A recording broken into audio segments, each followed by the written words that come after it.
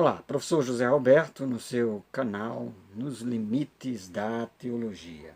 E, mais uma vez, no nosso quadro Perspectivas Teológicas, nós estamos trazendo aqui mais um aspecto da teologia para nós abordarmos alguns dos seus posicionamentos. Evidentemente, alguns desses posicionamentos, de algum modo, eles podem ser integrados, algumas vezes de forma mais distanciada, e nós precisamos entender, né?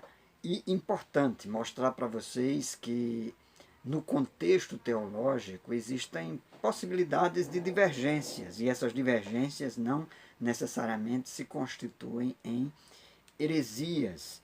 E para que a gente tenha um pouco de abertura para compreender o posicionamento contraditório e contrário, às vezes, às nossas próprias perspectivas. E hoje eu trago aqui uma questão, uma perspectiva cristológica. A palavra cristologia diz respeito ao estudo a respeito de Cristo. E quem foi Cristo? Né? Pergunta que Jesus diz: o que é que dizem ao meu respeito? Então, perguntou aos discípulos e Pedro se adianta e diz: olha, uns dizem que tu és o Jeremias, outros dizem que tu és Elias ressuscitado. E o que é que vocês dizem ao meu respeito? Né? E Pedro declara enfaticamente: tu és o Cristo, o Filho do Deus vivo. Então, quem é Jesus? Então, essa questão cristológica, ela é fundamental. Que nós reconhecemos que Cristo é o Messias, o enviado do Pai, aquele que morreu pelos nossos pecados, conforme está descrito amplamente nos Evangelhos, nas epístolas paulinas, nós assumimos. Que Jesus é Deus, homem, também é um ponto assumido. João, na abertura do seu evangelho, diz que no princípio era o Verbo estava com Deus, o Verbo era Deus.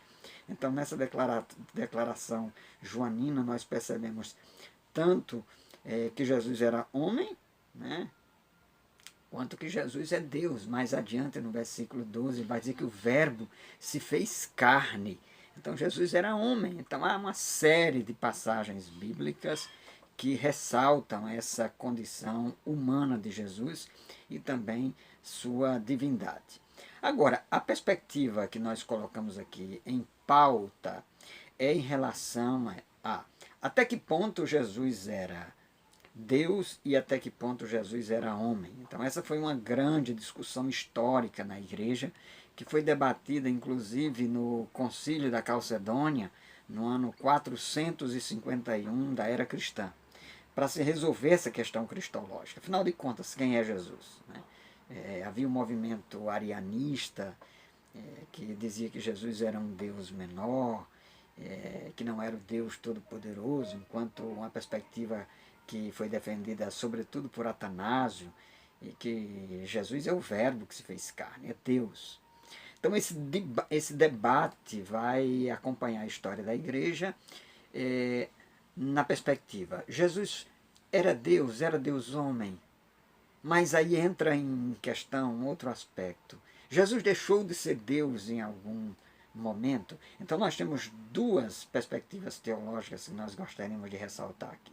A primeira delas é a perspectiva clássica, ou a perspectiva tradicional, que defende, se pautando no texto bíblico, que Jesus é Deus-homem, totalmente homem, sempre. Jesus veio à Terra, continuou sendo Deus, totalmente Deus.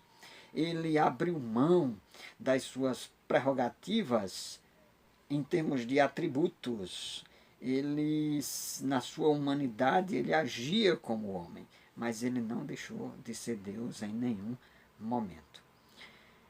Mesmo considerando Filipenses capítulo 2, versículo 8 e 9, Paulo se utiliza do termo kenosis, que é um termo grego para falar de um esvaziamento. A perspectiva clássica diz que Jesus se esvaziou da sua glória, mas não da sua divindade. Mas há uma perspectiva kenótica que defende que durante o período em que Jesus esteve na Terra, esse esvaziamento não aconteceu apenas da sua glória, dos seus atributos, mas da sua própria divindade. Ou seja, Jesus teria deixado de ser Deus durante o período em que ele esteve aqui na Terra, na sua humanidade. Essa perspectiva não costuma ser bem aceita nos círculos mais tradicionais da ortodoxia. Em todo caso, há uma tendência de integrar, conforme eu já abordei, mostrando que a kenosis existiu, no sentido de que Jesus abriu mão dos seus atributos, da sua glória celeste. Ele se fez servo, mas não abriu mão da sua divindade. Deus não pode deixar de ser Deus. É uma analogia que se faz. O príncipe que resolveu viver no meio dos plebeus, dos pobres, mas não deixou de ser príncipe, não deixou a sua condição.